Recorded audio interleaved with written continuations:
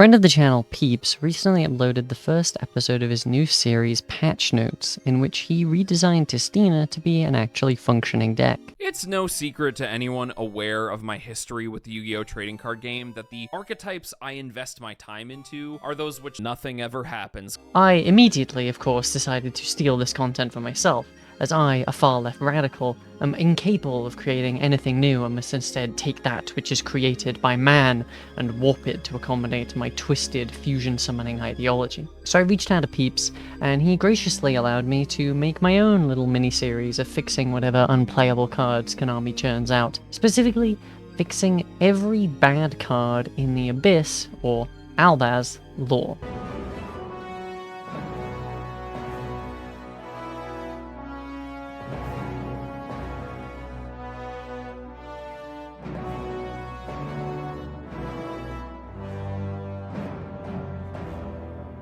Given the sheer extent of a lore cycle that lasted all the way from 2020 to, well, ongoing support now in 2025, you can imagine there are a lot of cards printed that can be considered bad enough to warrant a fix. The first step in my plan was to go through everything and tally everything together, and overall, it comes to a nice, simple, round 80 cards. We're going to be here a while. Well, no time like the present, so let's get started with the first of many Abyss archetypes, Dogmatika.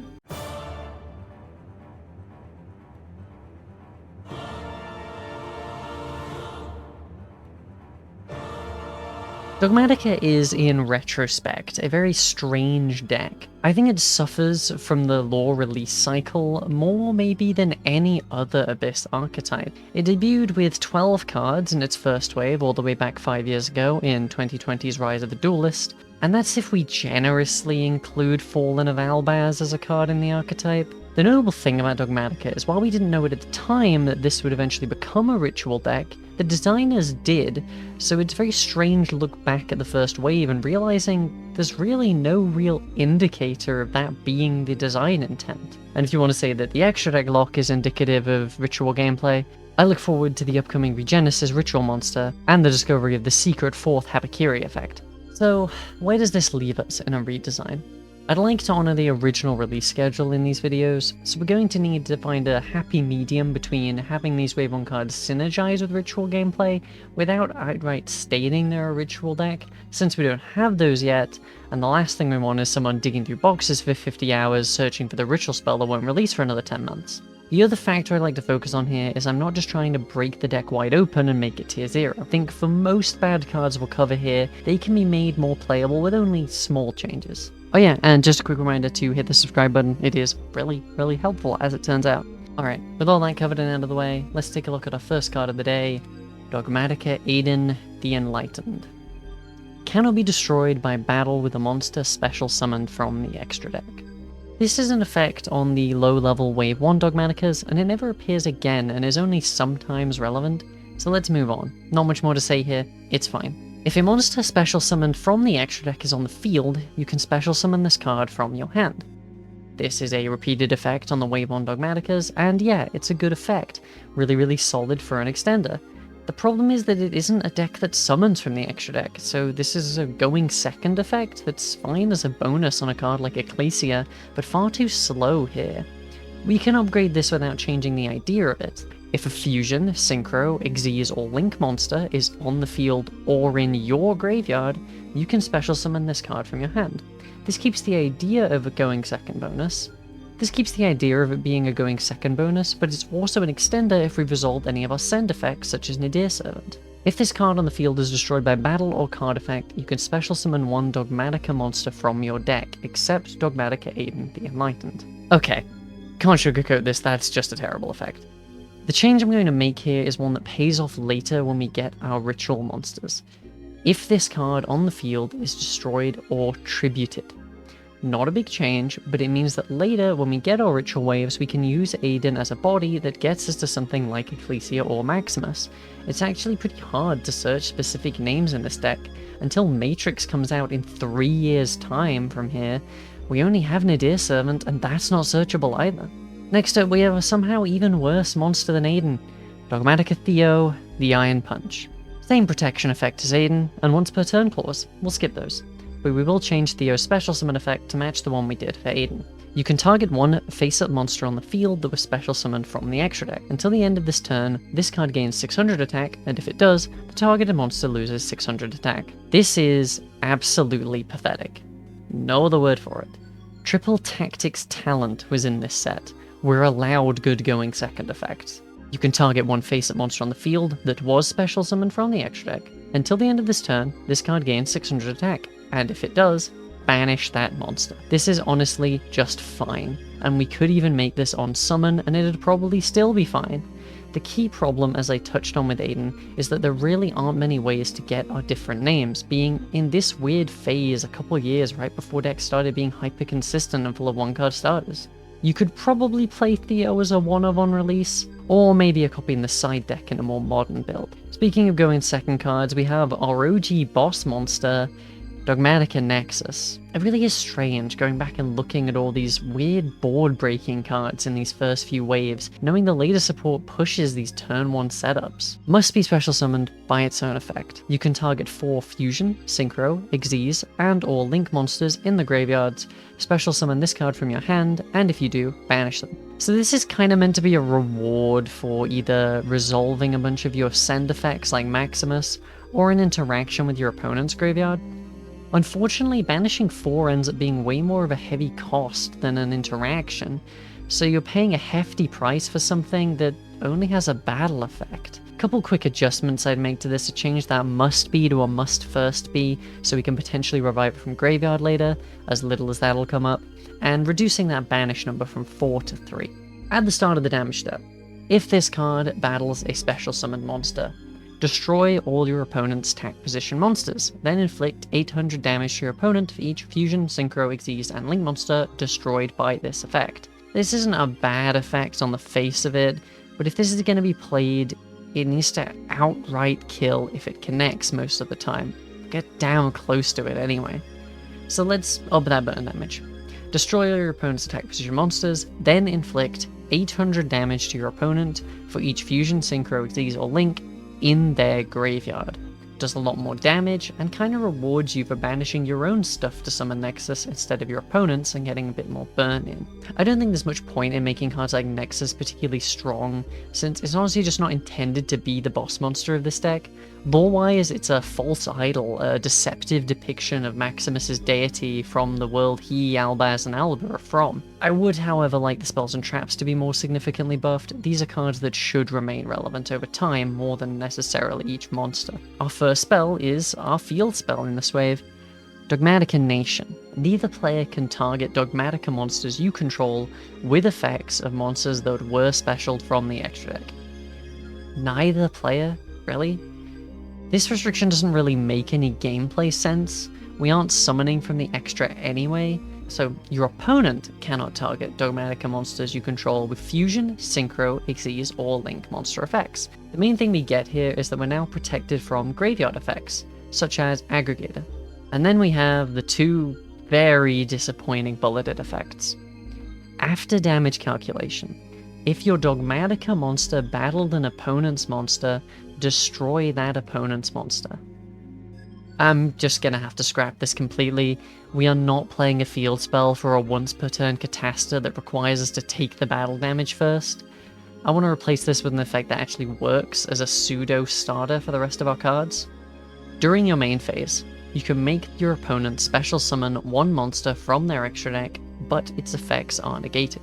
Taking a leaf out of the Nouvelle recipe book, we're enabling all our summon from hand effects so we can actually get out some bodies turn 1, while also getting an okay-ish extra deck rip, as well as turning off effects like Imperm. If the opponent pulls something out with a really strong graveyard effect that you need to prevent, you can always summon our newly improved Theo to remove it. If this face-up card in the field zone is destroyed by an opponent's card effect, you can have each player send one monster from their extra deck to the graveyard. A very common issue in bad decks, just weirdly specific removal triggers. Easy fix. If this face-up card is sent to the graveyard by an opponent's card effect, you can have each player send one monster from their extra deck to the graveyard. Not much to say, just a little more likely to activate. And that brings us to the last card from Wave 1 to look at, Dogmatika Encounter. activate one of these effects. Special summon one Dogmatika monster or Fallen of Albaz from your hand, or add to your hand or special summon one Dogmatika monster or Fallen of Albaz from your graveyard. You can only activate one Dogmatika encounter per turn. It's not surprising that they want us to summon Fallen of Albaz here. We do have Titaniclad after all, and I think every deck in this lore should have a way of summoning Albaz, except maybe Sprite, since he's just not there for that section. By the time you get the chance to get an Albaz engrave in this deck though, it's probably turn 3 or 4, and it's just way too late. I think I'm going to give this the strongest boost so far, completely rewriting honestly. Activate one of these effects, but you can only use each effect of Dogmatika encounter once per turn. This is of course a more modern kind of text that we're seeing all the time now, but I don't think it's that absurd to put on a 2020 card. It's unlikely to come up much, but I think it feels cleaner on a bulleted effect. Send one Dogmatika monster or Fallen of Albaz from your deck to the graveyard, or add to your hand or special summon one Dogmatika monster or Fallen of Albaz from your hand, deck, or graveyard. Yeah, we're just giving Dogmatika a no restriction summon Albaz from deck. Is that broken? I don't think so. At the time, all we're making is a big beat stick with Titaniclad, and Shaddoll was resolving a far better fusion trap this same year. This also gets stronger over time, as we'll be getting more Dogmatika monsters that do something on summon instead of just Ecclesia. Is it crazy to get out an Ecclesia and search Fleur on the opponent's turn? I don't think so, since you probably had to choose between getting Encounter or Punishment with your turn 1 Ecclesia anyway, so you need that interaction. This brings us to the end of Wave 1, and honestly, we still don't really have a deck here. Of course, some of these cards already saw competitive play at the time. Ecclesia, Maximus, Fleur, and Punishment were very, very solid, particularly in Invoke Shaddoll, but there just isn't enough standalone Dogmatika cards yet. There's no game plan here yet. Hopefully Wave 2 fixes that. Phantom Rage, November 2020.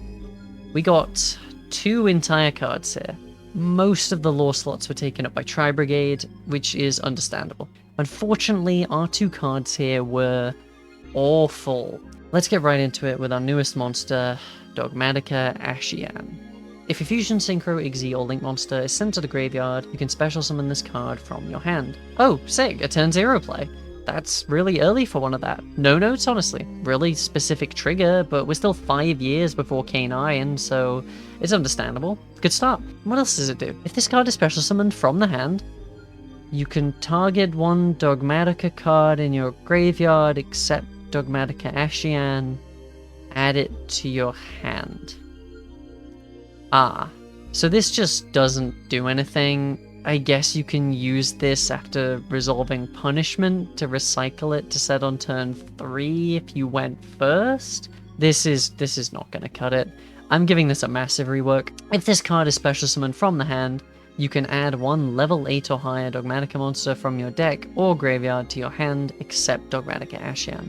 Yeah, it's a turn 0 searcher. At this precise moment in time, we can use this to search Fleur, Nexus, or Maximus.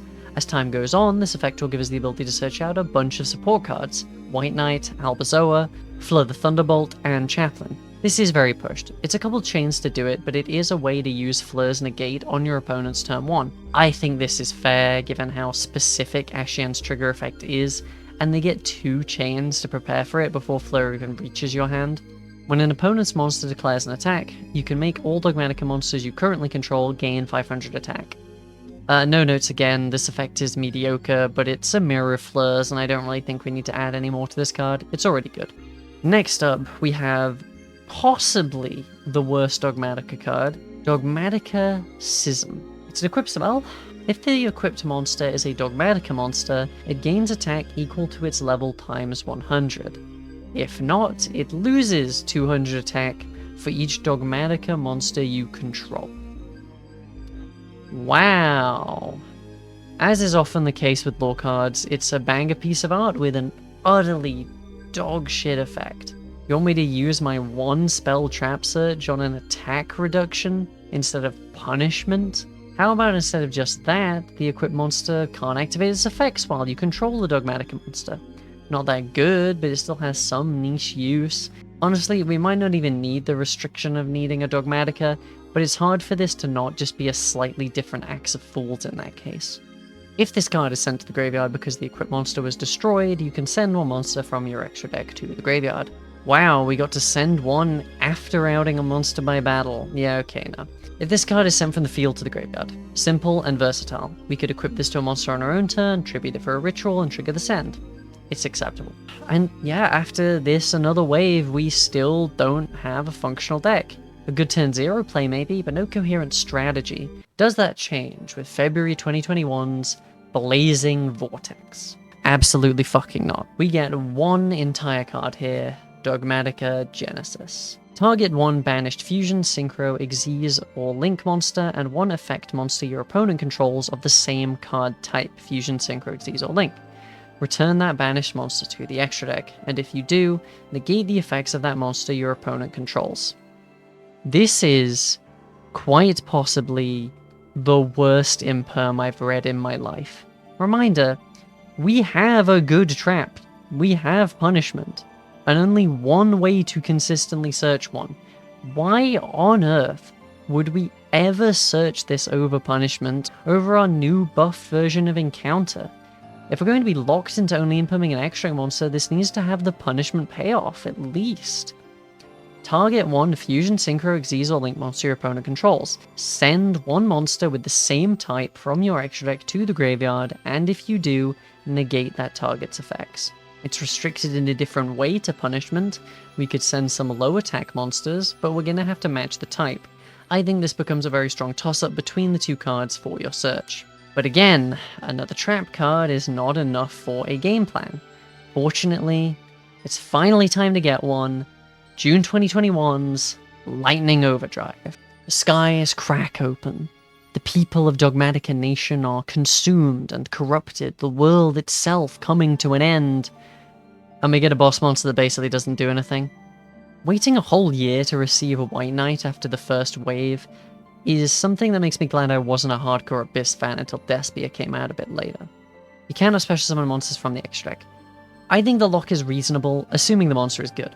If your opponent activates a card or effect, you can send one monster from your extra deck to the graveyard, and if you do, look at your opponent's extra deck and send one monster from it to the graveyard.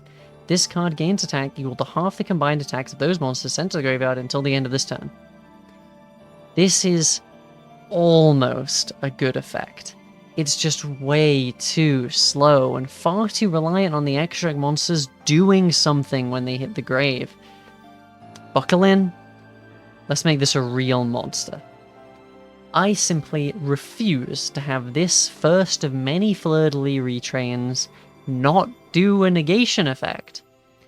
When your opponent activates a card or effect, quick effect, you can send one monster from your extra deck to the graveyard, and your opponent must send one monster from their extra deck to the graveyard with the same type, Fusion, Synchro, Xyz, or Link, or that activation is negated. This is a damn good boss monster. It's somewhat reminiscent of something like Mitsurugi Murakumo. It's not an absolutely guaranteed negate, but if you build your extra deck with a good mix of card types, you can probably send something most decks won't be able to match, unless they're specifically dedicating slots for this matchup. We're also going to make that attack gain permanent, just like Fleur's. Given the opponent often won't be able to send a monster of their own, you usually won't gain as much attack as the original version, so I think it's a fair adjustment to make it permanent. The associated ritual spell in the set, Dogmatic Calamity, is just a good card, no changes, I think it's great. With that, we finally have a functional deck. It's probably fine for 2021 standards, but it's going to start to fall off over time into threats like Tilament or Sprite.